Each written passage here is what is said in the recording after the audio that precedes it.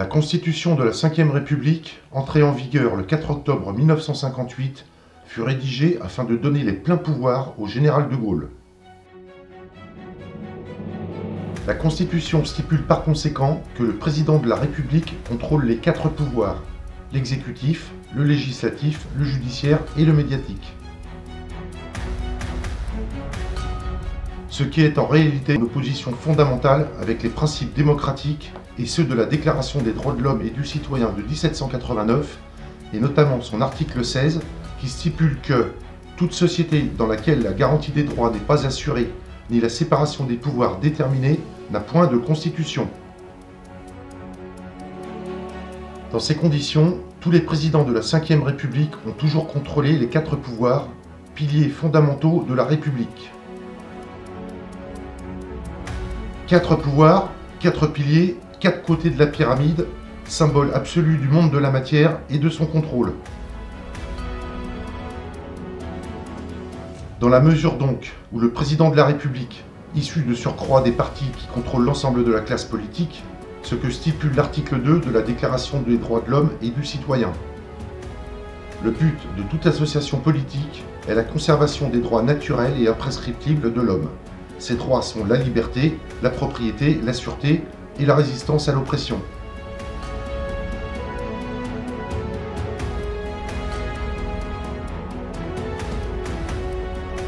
C'est bien le président de la République qui dicte sa volonté à l'ensemble des 4 pouvoirs républicains.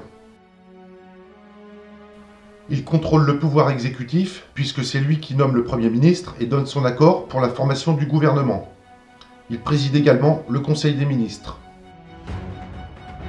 Il impulse les grandes orientations politiques grâce au contrôle de l'Assemblée nationale par son parti, sauf au cas où celui-ci n'y obtient pas la majorité. Mais depuis Nicolas Sarkozy, tout a été verrouillé pour faire en sorte que l'opposition ne puisse plus contrôler le pouvoir législatif, ce qui est totalement antidémocratique. Il contrôle le pouvoir judiciaire par l'intermédiaire du ministre de la Justice et de toutes les obédiences liées à cette institution. Enfin, il contrôle le pouvoir médiatique grâce au ministre de la Culture ou de la propagande d'État.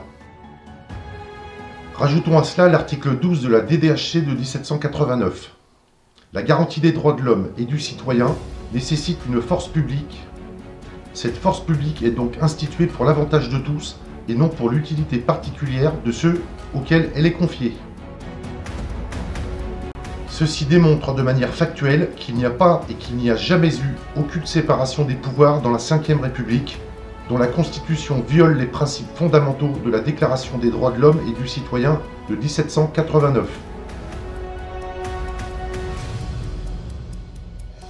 La situation actuelle nous montre qu'Emmanuel Macron usurpe la fonction présidentielle. Il en va de même pour ses prédécesseurs, et principalement Nicolas Sarkozy, dont la haute trahison et la fraude à l'élection sont avérées, même s'il n'a pas été formellement condamné pour cela. Sa condamnation invaliderait son élection et par voie de conséquence celle de ses successeurs. Et cela entraînerait automatiquement l'abolition pure et simple de la Constitution de la Ve République. Mais tout est fait en sorte de maintenir le système alors même qu'il est complètement gangréné par la corruption et la haute trahison. La souveraineté nationale, pourtant gravée dans le marbre, a été vendue à des puissances étrangères belliqueuses, et ce, sans le consentement du peuple français. Cela constitue ni plus ni moins un crime de haute trahison dont l'ensemble de la classe politique de la Ve République s'est rendue coupable.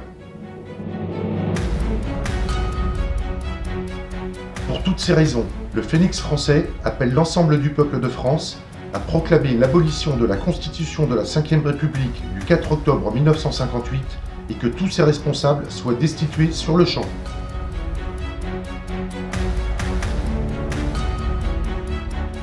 Le Phénix français appelle également l'ensemble du peuple de France à participer à la proclamation d'une Constitution transitoire suspensive dans les délais les plus brefs. Cette Constitution transitoire suspensive nous offrira le seul cadre juridique légitime afin que l'ensemble du peuple prenne le contrôle de ses institutions et puisse mettre en place un processus constituant populaire. Pour ce faire, le Phénix français invite le mouvement des Gilets jaunes ainsi que tous les collectifs désireux de voir advenir une véritable démocratie à organiser des assemblées populaires coordonnées sur l'ensemble du territoire. Il va de soi que l'ensemble des partis politiques et des syndicats actuels sont exclus de fait de ce processus populaire dans la mesure où ils ne représentent plus les intérêts du peuple français. Il en va de notre survie et de l'avenir de notre pays. L'événement déclencheur tant attendu s'est produit. Nous n'avons pas le droit d'abandonner et nous ne pouvons pas faire marche arrière pour nous, nos enfants et pour les générations futures. Nous souhaitons force, honneur, courage, dignité et détermination à l'ensemble du peuple de France pour ce défi immense que nous avons tous ensemble à relever. Le monde entier nous regarde.